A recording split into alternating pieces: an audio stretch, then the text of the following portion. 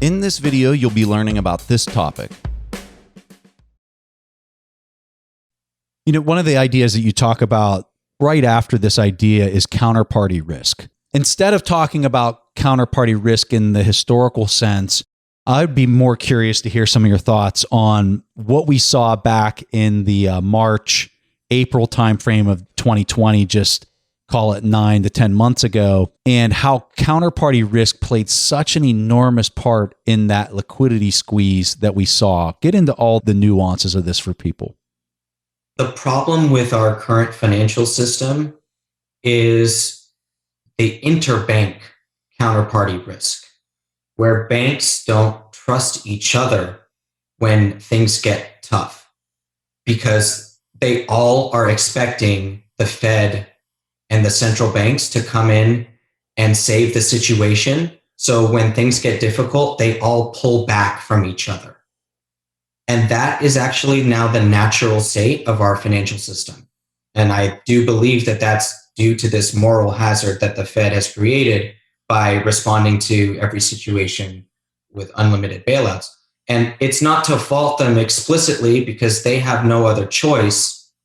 The system is broken and the banks don't trust each other. And that is the core problem with the financial system. And so when things got crazy in March, April of last year, when the pandemic started, the banks, what they do is that they don't lend to each other in the wholesale money market anymore. They don't engage in repo lending to each other, meaning that even US Treasury collateral doesn't warrant a loan from your neighbor and your banking neighbor. And that is a problem.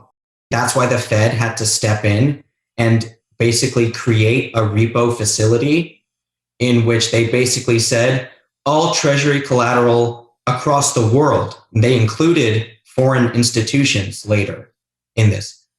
Everybody with a Treasury can get cash from us if you need it. I mean, that's a Band-Aid on the system that you can never rip off. That is why I refer to the Fed as the lender of only resort. They're the only game in town because there is no liquidity otherwise. So as you were describing that, I flipped to page 72 in your book, and something that I love that you did here is you showed the layers of money throughout time and how they've evolved and how they've changed and how they're being used today. So when you were talking about the Treasury repo, I'm looking at this chart on page 72 where you're talking about the US dollar system today, and I can see right where that fits into the layer of quote unquote currency or money that we're using. So when we look at this counterparty risk and we look at what played out back 10 months ago, you saw gold, and I should probably say paper gold, sell off, not dramatically, but it sold off just like everything else sold off. And so, but I think what everyone's not seeing is they're not seeing the dollar and every other fiat currency get bid relative to everything else that got sold off. No one talks about that.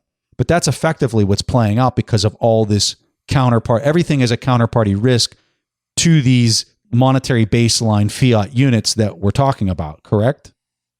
Yes, and that's why United States Treasuries the interest rates are so low on them because the demand is theoretically the entire supply of money that exists at any time. This is something that I didn't really get into in the book because, trying to talk about the direction of interest rates and why interest rates are so low doesn't really fit into the story of Bitcoin, but it's actually crucial to understand this. It comes down to two worlds. You have the safe world and everything else. And we know from the international statistics that the approximate size of dollar-denominated debt across the world is well over 200 trillion. Okay, so let's call it 300 for the simple math. And let's round the Treasury supply to 30 trillion, where it'll be any minute now. So you have 30 trillion in safe and 300 trillion in everything else. If you understand like at the margin demand for treasuries, because if you think of the 30 trillion supply, let's say 25 of it are locked up in very strong hands. So the marginal availability of these treasuries is not that big relative to the size of money in the world. And this is what everybody needs in order to settle their counterparty risk. It's not what everybody needs. It's the only thing you can physically own to assure yourself of dollars tomorrow. Yeah. And that is the nature of our credit money system, where most forms of money are forms of credit. If it's not the credit of the United States Treasury, it can't be fully trusted.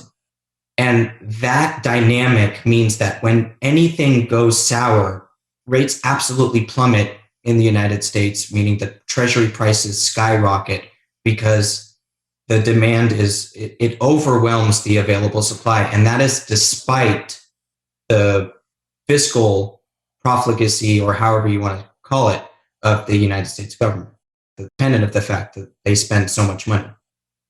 Would you say that it's safe to characterize what's happening as counterparty risk globally is going up, but maybe even accelerating at this point? Yes, that's a fair characterization. It is accelerating because the Fed is incrementally backstopping everything. So now that you don't have a treasury, a natural treasury market for repo anymore, that the Fed is the implicit backstop there, you're removing the risk that anything fails.